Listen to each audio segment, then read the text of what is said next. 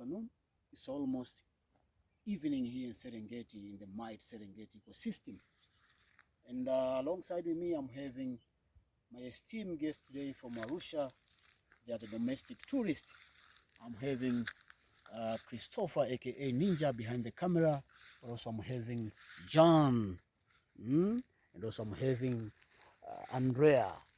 See, they're always from Arusha. I like them today. I'm very happy. I'm very lucky. I'm hosting brothers from Arusha as domestic tourists. I always host people and guide people from abroad. Chicago, New Jersey, Florida, New York. You see that? Texas, Utah. So today I'm very happy. I'm having brothers all the way from Arusha. I'm very lucky. I like you guys. So if you come close, guys, we having in Serengeti sometimes we do what we call guiding without animals. We having the term or the phrase guiding without animals. So I'm the Serengeti guide, professional Serengeti guide, whom even though sometimes we find no animals within our game drive, I can guide by the use of signs representing the animals. The signs tells you there are animals around, right? Yeah. The tracks and signs and the poops like this, right? So John, can you tell who produced or who dropped these poops, the excrement of Serengeti? This is an elephant poop. Yeah, this is dropped by the gigantic animal in Serengeti, the gigantic, the humongous, the super heavyweight creature, mammal living on Earth today. And this is the African elephant, Loxodonta africana, the Serengeti elephant. So, did you know that an elephant can drop at a time more than 10, even 15 kilos of the excrement like this? Oh, very heavy. Oh, very. You can touch it, no problem. This is ecological excrement. Yeah. It's not like artificial excrement produced by people from the from the cities, right? Very heavy. Can you tell how heavy it is? Maybe 5 kilos, eh? Yeah, and this one maybe 7 kilos. So heavy. See this. Wow. And then now, inside here, it is creating what we call the microhabitat for other creatures. As you can see inside here, guys, you see there are some tunnels made by termites. So when the elephant is dropping the excrement, it is creating habitat, the microhabitat for other creatures. See the tube here. You see the tube? That tells you that there is an organism which is living inside there, right? So to me, an elephant, I'm returning it to where it was, right? No problem. Yeah, because it's a house of somebody. Okay. Yeah. So to me, guys, an elephant is my favorite animal. I told you earlier that my favorite bird is the lilac-breasted roller, but when it comes to mammals, an elephant is my favorite. Why did I choose an elephant over others to be my favorite animal? It's because an elephant is playing a very big role significantly in the Serengeti ecosystem, because we regard an elephant as an engineer of the ecosystem. It's an ecological engineer, right? I myself, I regard an elephant as the natural ecologist. Before we human beings started to intervene, the intervention in the ecosystems, like wildlife managers, the elephant was already doing the job. When you see an elephant pruning or pushing, knocking trees down like that one you see there, that tells you it's not destructive, it is constructive, Ninja. An elephant of Africa, an elephant of Serengeti is constructive more than destructive. You know what I mean? When you see him knocking trees down, instinct, here, you see? Instinct tells him that there are so many, there is a big canopy, so you need to remove or to reduce or to prune the canopy so that the lower vegetation, you see? The lower vegetation, like herbs and the grass, should sprout, because If the canopy is covering the ground, that means the canopy will hinder or will block the sunlight from the sun, which is the central unit of all the energies in the ecosystem, against getting on the ground.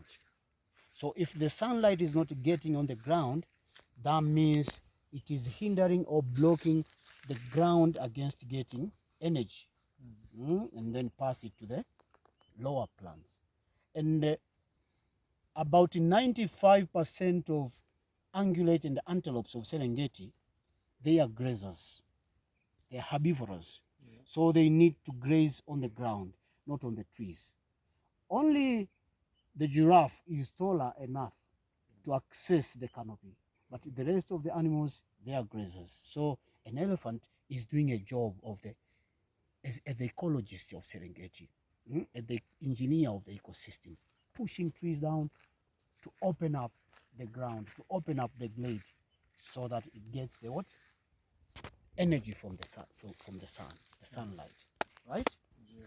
But also, guys, John, Andrea, and Christopher, another thing which tells me that an elephant is the ecologist, we told that an elephant has evolved to have a very high appetite, right? But a very poor digestion system. Why should he evolve that kind of a strategy or that kind of mechanism or physiology? Because you are the ecologist.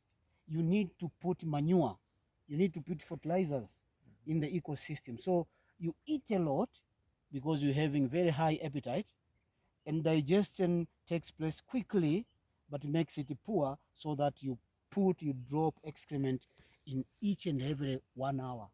I'm told that an elephant, in each and every 50 minutes, it is dropping the poop or the dropping, like this one, which is plus 10 kilos each hour, each 50 minutes.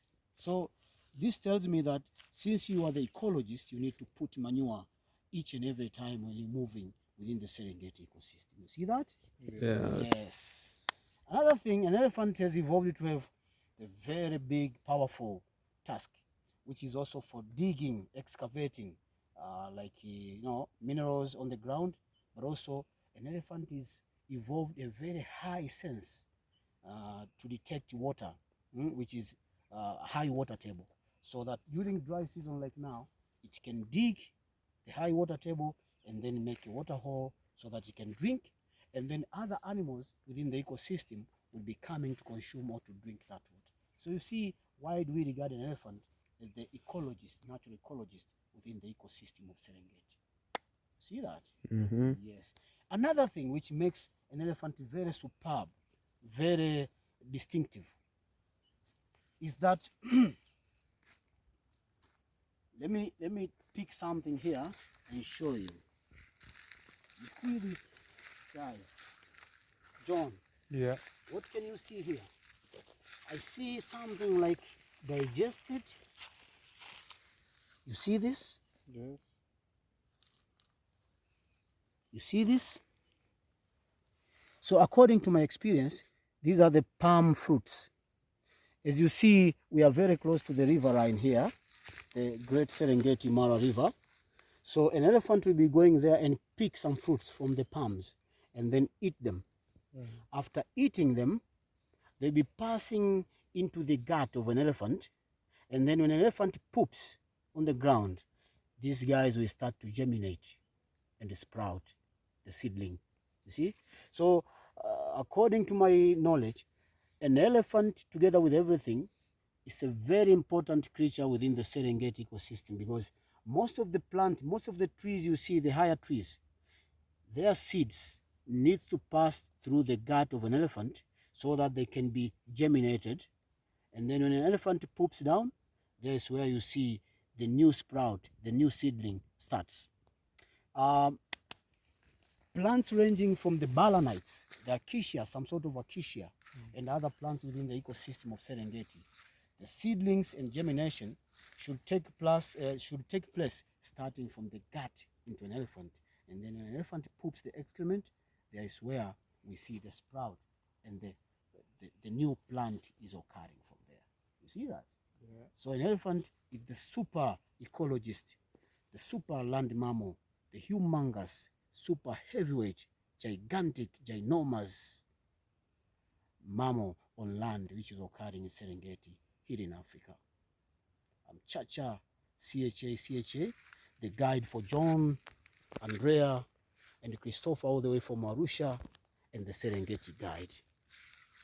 And this is what we say, guys. Serengeti shall never die, right?